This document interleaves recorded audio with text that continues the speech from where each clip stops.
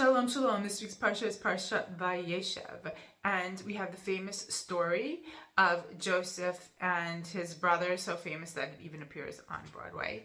And there's, I think, a major misconception when it comes to Yosef, that I want to talk about and readdress. And as we know, as the story goes, Yosef is in the field with his brothers, shepherding the sheep, and we're told that the brothers already hate him because they see that the father loves him most from all the brothers. And I believe he was aware of this. And despite that fact, he goes on to tell them about this dream, the first dream that he has, about the sheaves bowing down to all the brothers, sheaves bowing down to his sheaf. And we're told that they hate him even more after that. And then he goes on to tell them about the second dream with the father present, about the sun, the moon, and stars bowing down to him. And it says that the brothers were jealous of him after that. And the question is why is he trying to just lord it over them? Why is he seemingly bragging to the brothers when they already hate him? They already show their agitation, which he no doubtedly had to have seen, sensed, known about.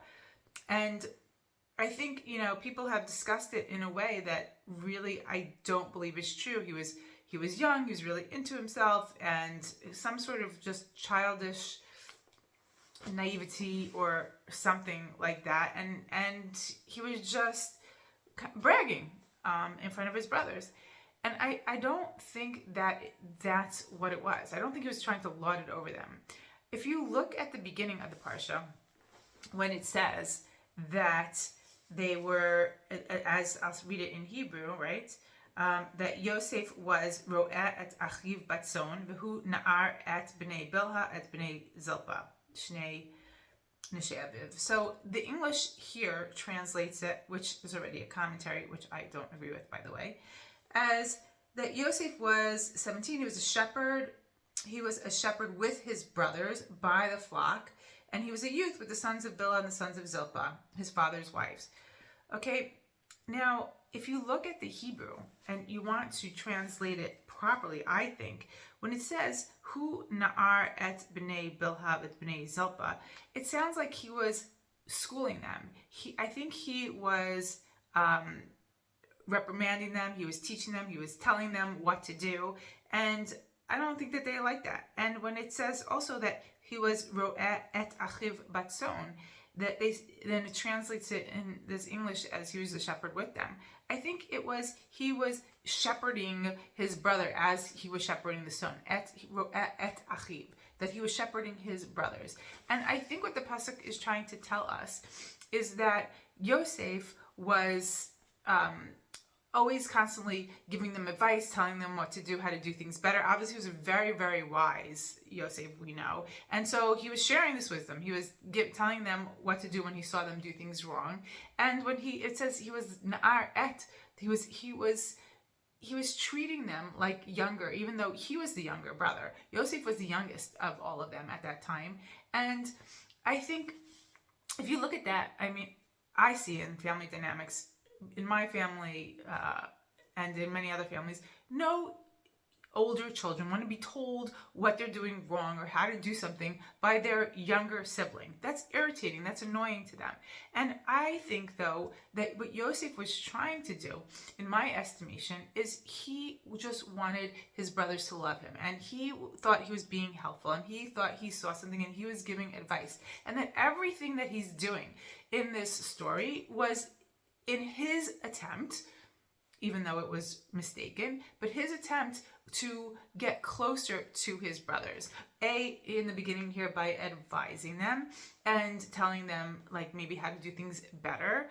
And then after, when he sees, they still don't like him, he's trying to tell them, look, I had these dreams, and they accepted dreams in that time as a form of prophecy. I was being told, it's not that they thought it was something like we think of dreams nowadays.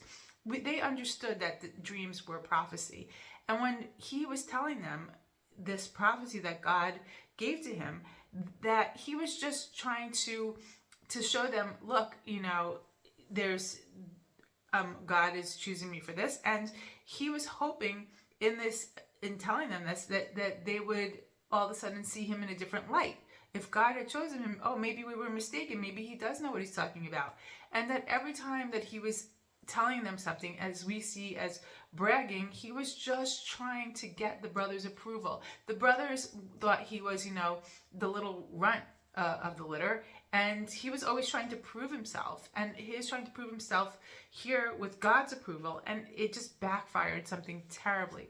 And the reason why I really believe that the situation is backed again when the brothers go out again after the story to shepherd the sheep, and they go without him, and Yaakov tells him to go check on him, and then we see that incident that he was in the fields and he couldn't find them, and the person comes to ask him what he wants, and this story is very much likened to when Yaakov's left alone, when Yosef's left alone, and his encounter with an ish, which we're supposed to understand from this that there's something deeper going on. And in this exchange, when this person asks him, "What are you looking for?" It says very interesting words, because when he asks him, he says, "Mivakesh, what are you?" And a bakasha is a request, is something that you want. When somebody's looking for something in the field, you don't say ma'atat mivakesh. You would ask him, what are you mechapes? What are you looking for? What are you in search of? But mivakesh is, what's your deep desire? What do you want? That's what the Torah is trying to tell us, that this question was showing us. And he answered that what he wants is, he says, Himavekesh, his brothers. It's very very clear when you look at it with a discerning eye, that when he's saying, I am looking for my brothers, I am in search of my brothers, I want just a relationship with my brothers. And that's all he wanted, and that's what he was trying to achieve in everything that he was doing. Unfortunately, obviously, he went about it in a way that didn't help him at all. And I think that there's so many things to learn from the story, especially nowadays. We see that people, they want others' approval, and they seek others' approval. And this is very prevalent in social media today, of people bragging. But what they're doing is not so much saying, "Hey, look what I have," and you don't.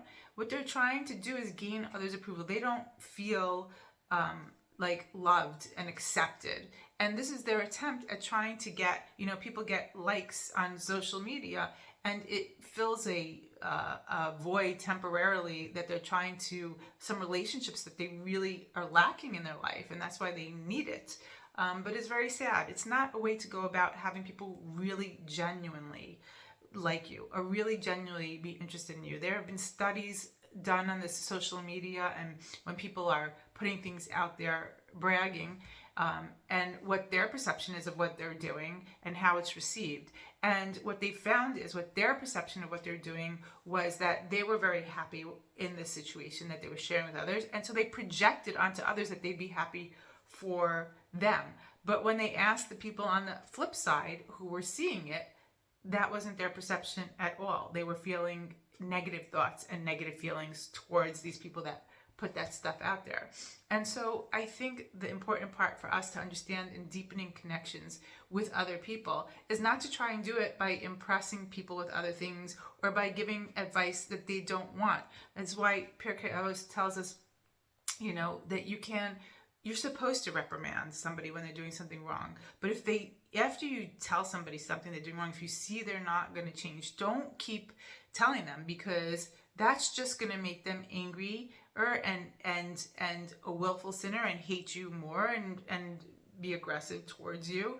And you shouldn't brag. You should be modest. You have to be a modest person about the things that you have, because and that's great, but telling others to make them like you is not going to do that. It's just going to make other people jealous. You want to develop relationships, you have to do it in a different way. You have to do it by opening up to them, by being there for them in the capacity that they need you, that they show you they need, not to try and preempt and to try to think what you need and then shove it down their throat.